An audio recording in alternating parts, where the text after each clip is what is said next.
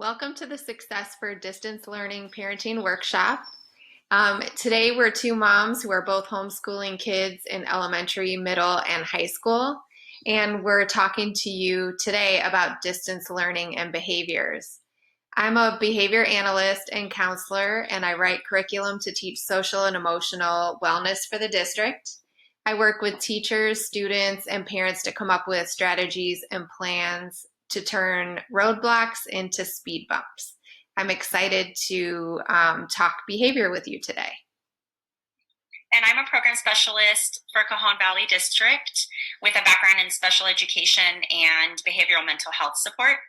I help schools implement positive relationship building to support student success, and I focus on attendance and engagement for our students and families.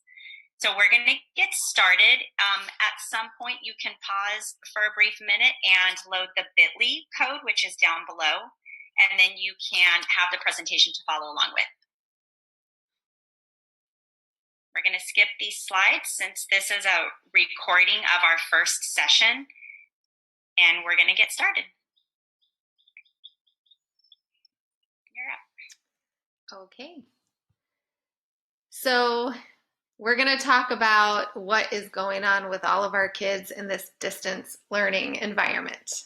It's new to all of us. Many times our children's behaviors can feel overwhelming, even those that are developmentally appropriate and expected. The things we run into can feel very unexpected and big. It's important to think ahead of time about ways that we're going to deal with challenges as they occur. Today, we're going to talk about some challenges that may be going on in your home as we engage in distance learning with our students. We're placing demands on our students that are new to our relationship and to our environment. We're not used to teaching them math at our kitchen table. And it's expected that challenges will arise. And we hope to give you some strategies that'll set you and your child up for success and also to relate to you as two moms who are sharing in your struggle. So kids question, the first thing we want to get into is what's going on with our kids and why do kids question the rules. And it's important to remember that kids question what they don't understand, which is why the phrase, "but why," has been said a lot more in our household these days. And there's just so much that they don't know. I mean, think about it. How long have they actually been here? And have they ever experienced something like this before? None of us have. And so we have to keep that in mind when we're thinking about them. It's important to remember they're not questioning you. They're seeking to understand something that's unfamiliar to them. And they're also looking to you to give them consistent messages about how the world works. And this is how you're going to build trust in that parent-child relationship. So think about it. If a child learns that eating junk food before bed is not good for their bodies, but then we give them junk food before bed, that message is inconsistent. So are we surprised that when they're in a situation where we're trying to tell them that something they're going to do is bad for them, they're not really sure to trust what we're telling them? So this is an opportunity to explain to them how rules benefit them. For example, washing your hands keeps you healthy, or doing the dishes helps the family. It can also be an opportunity to re-examine the rules together as a family. So think about it. Maybe your child feels like their bedtime should be later in this new world where they don't wake up early for school. A good parenting tip would be to tell them to think about their reasons and that it can be discussed at a reasonable moment. It should not be discussed when they're protesting. You want to make sure that you let them know that you're going to find a moment to make a decision together that's best for the family. So think about it. If you argue with your child, but then you let them stay up late, they're going to be more likely to argue in the future about all sorts of rules. They're also going to lose trust that there's even a good reason to have the rules. So kids will develop a sense of belonging when they feel safe to ask questions and when they receive reasonable and logical responses. Remember, the answer still might be no, but you're not going to extend the bedtime, but you guys are talking about it in a reasonable way. Do you want to show the video? Mm-hmm. Okay, so as you're watching the video, 2 questions that we want you to keep in mind. What are rules that your child questions the most right now? And what could a conversation look like with your child about those rules?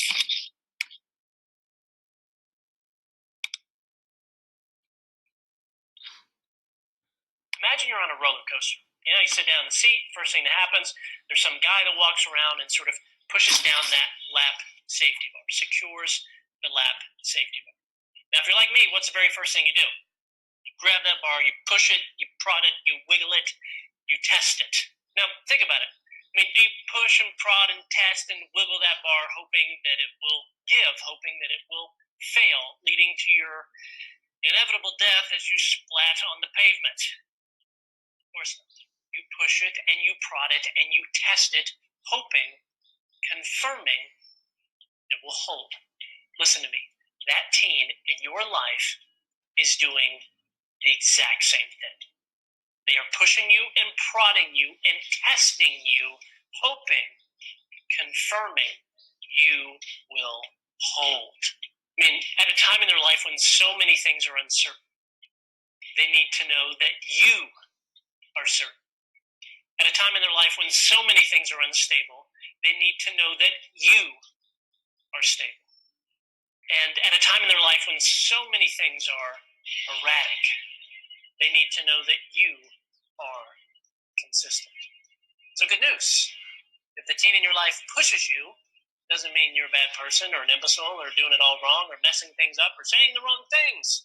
It simply means you're dealing with a teenager. I love that.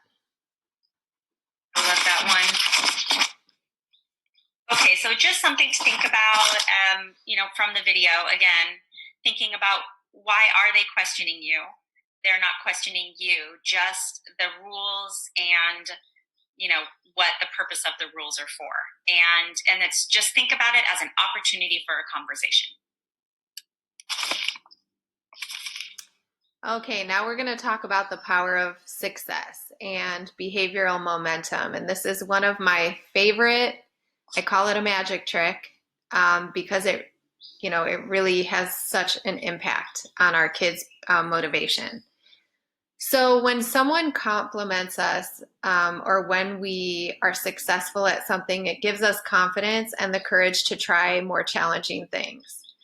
Think about it. If you're giving a presentation at work and your boss tells you that you did a great job, you'll be more likely to take the next opportunity to give a presentation.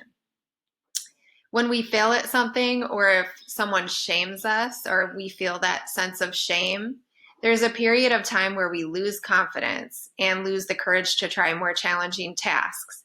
So scientific studies show that when we meet success, the positive behavior goes up. And when we meet failure, there's a dip in positive behavior because we have to talk ourselves back up into confidence. Think about it. If you give a presentation at work and your boss comes in and highlights each mistake, we may be less likely to take the next opportunity to give a presentation. Behavioral momentum is giving your child tasks that they're likely to complete and complete with a little bit of trouble, not much, and where they'll meet success. It's scientifically validated, and it's a strategy to help students build the confidence and momentum they need to try more challenging tasks. If we want our children to have the confidence and courage to try, we can help them by offering fun tasks that they're likely to complete and find success, and then move them on to more challenging tasks. When our kids make mistakes, we can give them a chance to figure it out themselves, talk to them about the parts that they did really well, and ask them what they plan to improve on for next time, and give them a chance to highlight their areas for growth and their strengths. Keep moving. There we go. So when we think of the power of success and how important it is to break things up into tasks that we think our students can do, or our children can do. We have to remember that there's always going to be an element of failure or mistakes happening. For example, when we learn to ride a bike, we may fall a lot of times before we get it right. And we expect falling as part of the process. When babies have learned to walk, they fall all the time before they master it. We fall and get back up, and it's part of the process, and it's expected. So managing strong emotions is a skill that takes time and practice to develop. And pushing through challenging and frustrating tasks is a skill that we need to help encourage in our students and our children. With both, we need to expect failure and big emotions as part of the process. So think about it. When the adult can stay calm, even when a child is very upset, it sends a message to the child that the situation is under control and that there's a solution to every problem. When the adult can allow the child to struggle and continue to be on the child's side as an encourager, the child can learn to recover more quickly. This builds trust between the adult and the child. Remember, praise their effort and not the outcome, because failing is growing. We're going to watch this video that highlights two important ideas: that behaviors can be taught with consistency, and that mistakes are opportunities to grow.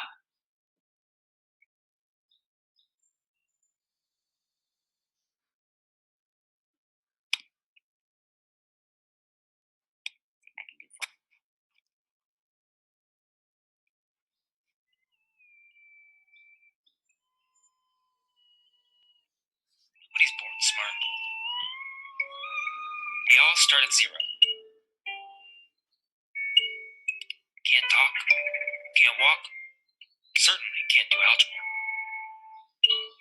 Adding, reading, riding a bike. Nobody's good at anything at first.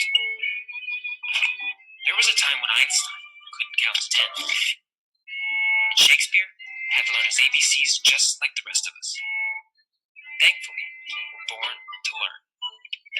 Slowly, surely, you stumble, slip, crawl, fall, and fail, and fall.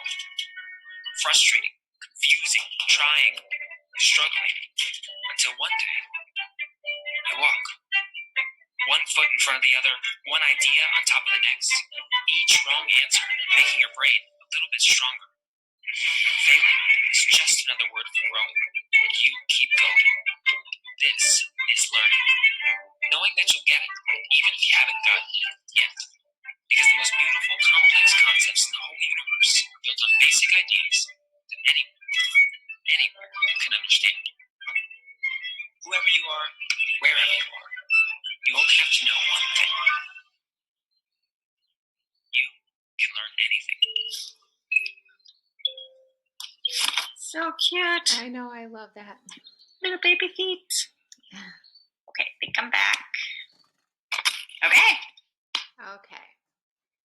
So as a part of some of the print materials that were sent home to a lot of you, some materials from the well-being curriculum were sent home as well. This is the escalation cycle, and we're going to talk about it a little bit because it's a part of the skills that we're teaching our students, and it's a really important skill that helps kids push through frustrating tasks and big emotions. When humans face frustrations and big emotions, we tend to go on a roller coaster. We call this roller coaster the escalation cycle. We're walking along like this little emoji, all happy, and something happens that causes big emotions. We hit a brick wall. When this happens, we start to think things and we tell ourselves things, whether out loud or in our heads. Many times these things we're telling ourselves make us more upset, and we end up blowing our top. We aren't wired to stay that upset forever, so inevitably we come down and calm down, and usually we end up in tears, very sad or embarrassed. But we're not wired to stay sad forever either, so we always end up back in the okay zone. when we blow our top or when our kids blow their top, when you're in this range right here, this is not a good time to think about why this is happening, what we could have done differently. And it's our kids usually don't have access to that either at that time. The best thing we could do as adults is to let our kids know that everything will be okay and that this is a challenge that can be figured out regardless of what happened. It's better to wait until we're back in the okay zone to ask ourselves those questions. So we can help our students and ourselves take this roller coaster less and less often. We're gonna go on it again, but we can minimize. By staying calm, even when our student is very upset, we can help control the situation. We can help our student come back to the okay zone much more quickly if we are calm. Deciding what we say to our student and helping our child, not just student, say kind words to themselves can make all the difference. We're going to try to stay off the roller coaster. That's our goal. And you'll see that we have the thermostat and the thermometer here. And as adults, we can be the thermostat. We can control the temperature of the situation. We don't have to go on the roller coaster with the student.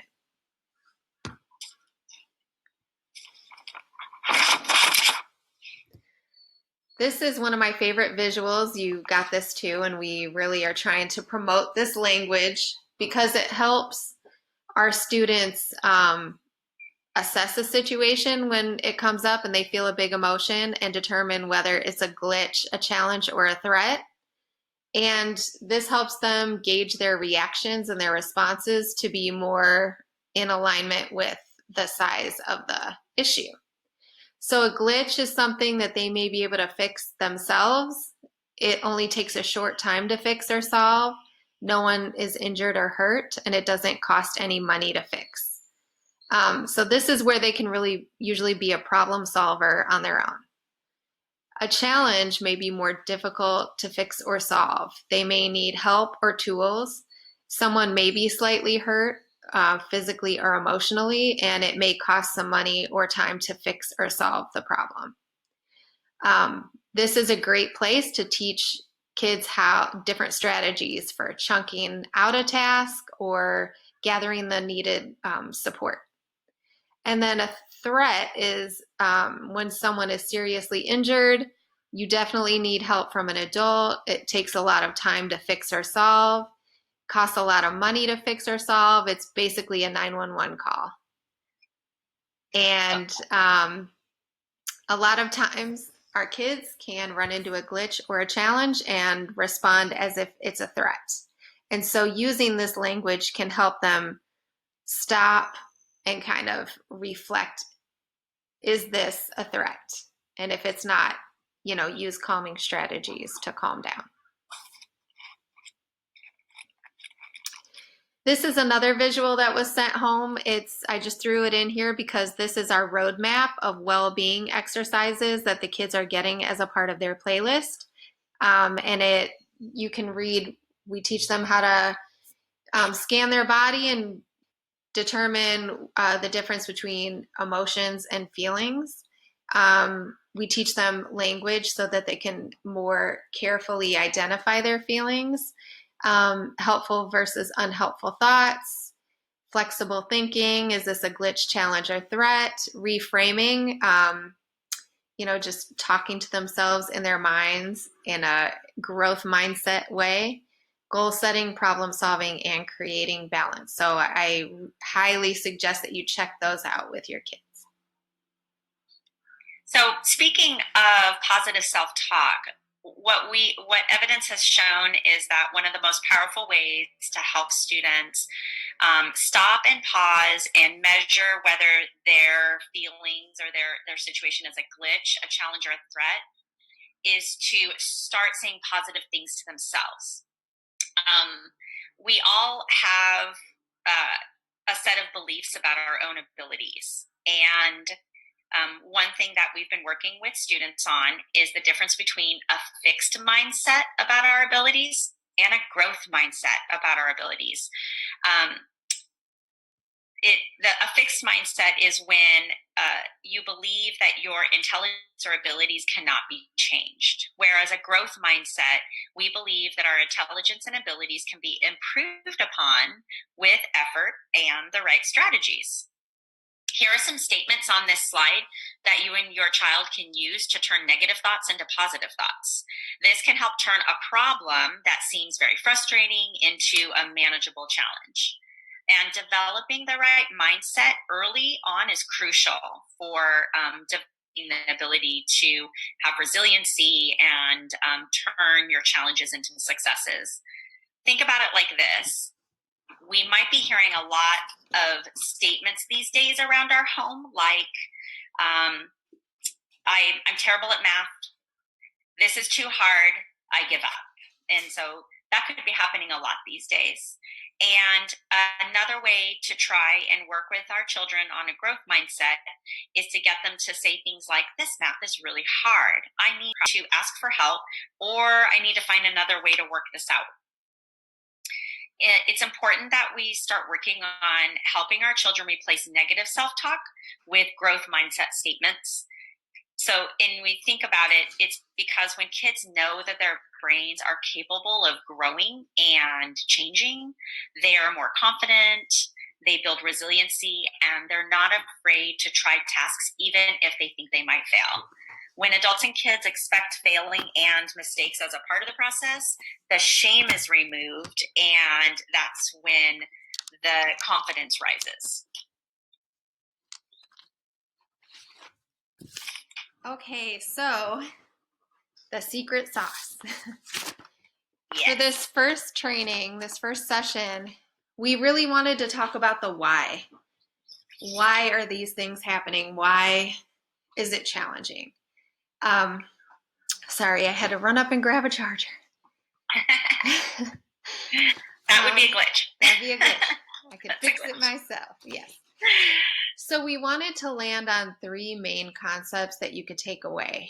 The first one is discussing the impact. Expect that your child will question the rules that they don't understand.